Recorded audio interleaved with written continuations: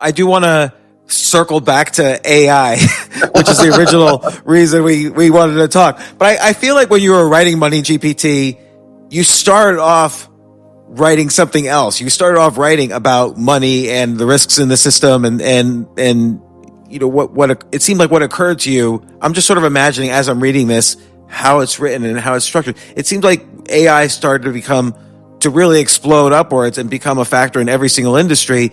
And the risks of AI, you sort of ran with that and how it could happen in the financial system.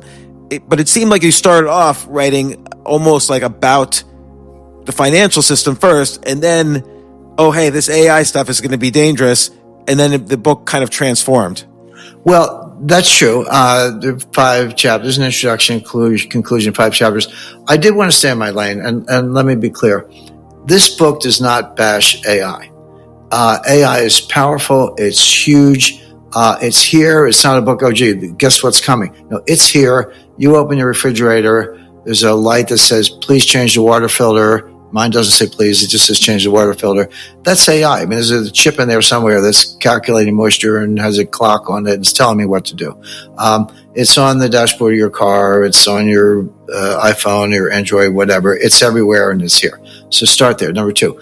It can do enormous amounts of good. And I'll give you an example. There have already been some diseases where they've come up with treatments as a result of AI with large language models and deep layered algorithms, finding molecular combinations that can treat certain diseases. Now, can a human do that? Yeah, but if you had a room, an auditorium full of geniuses working 24 hours a day, they would not be able to do it as quickly as a supercomputer with NVIDIA chips and the right algorithms and a large enough training set.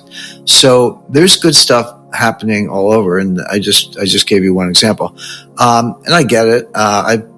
I built AI models for the CIA. We built predictive analytics that would predict terrorist attacks based on capital markets information. They didn't say I didn't need me to jump out of a helicopter with my knife between my teeth. I was doing counterterrorism in terms of financial warfare.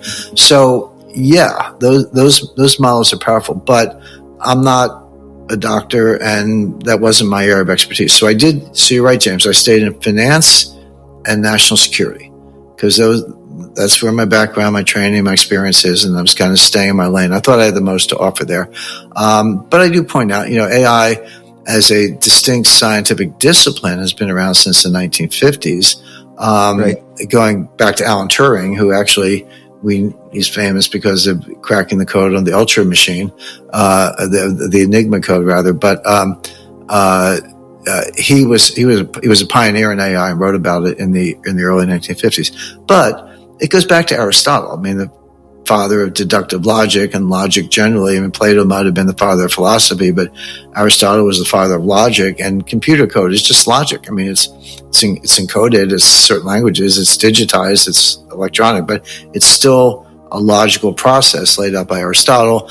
A lot of antecedents. My favorite, Mary Shelley's Frankenstein.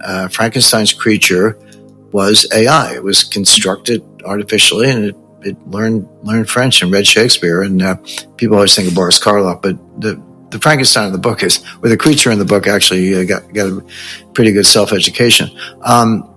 So yeah, there's all of that. But so what's new? What's new is that the processing power, because of supercomputers and because of chips, and in particular NVIDIA, but yeah, AMD and Intel, I mean, you know more about this than I do, have some very powerful chips.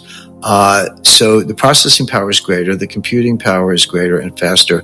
The large language models, people have been working on those for a while, but what's new is the training set, the amount of material where you can turn the large language model loose on a training set, and it can make associations. And this was what GPT was all about. GPT-4, of course, late 2022, OpenAI.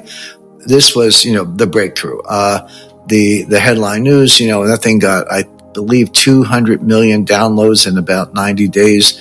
Fastest take-up of any app in history, faster than Instagram or TikTok or any of the others, again, from this company, OpenAI. So that's the revolution, and it does have the power I described. So what does that mean for? Do you think, just out of curiosity, and even though this is not really the top of your book, it seems like, vision, like speech recognition had sort of been quote unquote solved in the 90s, and then just as processors got faster, speech recognition got better. Computer vision was sort of solved in the early 00s, and by solved I mean like good enough to recognize a stop sign. And then again, as processors got faster, it got better. Right. But language really seemed to require, it was sort of the first leap in the software that I had seen in like 30 years with the generative adversarial networks that was happening. So that seemed that the data and the speed all seemed to converge at the same time. Language was like a harder problem than vision, which was interesting. Right. Well, you're exactly right. But then from that, that's a good way to start the conversation. From there, you have to say, okay, well, how does it actually work when you turn a large language model loose with the processing power we described in a training set? And you can buy the internet. I mean, you can buy the whole internet. It's billions of pages, and most users they'll do a subset, maybe only 250 terabytes or whatever, but because you have a specialized function or application, but you can pretty much buy the internet. So the training set is enormous. But I guess the first point I would make is it's not intelligent. There's nothing about artificial intelligence that's intelligent. It's not a brain. It's not a simulation of the human brain. Human brain works completely differently. Right. So it's math. It's just math. Now it's advanced. It's new branches, mathematics, applied mathematics, faster process, all the things we talked about, but it's not actually intelligent.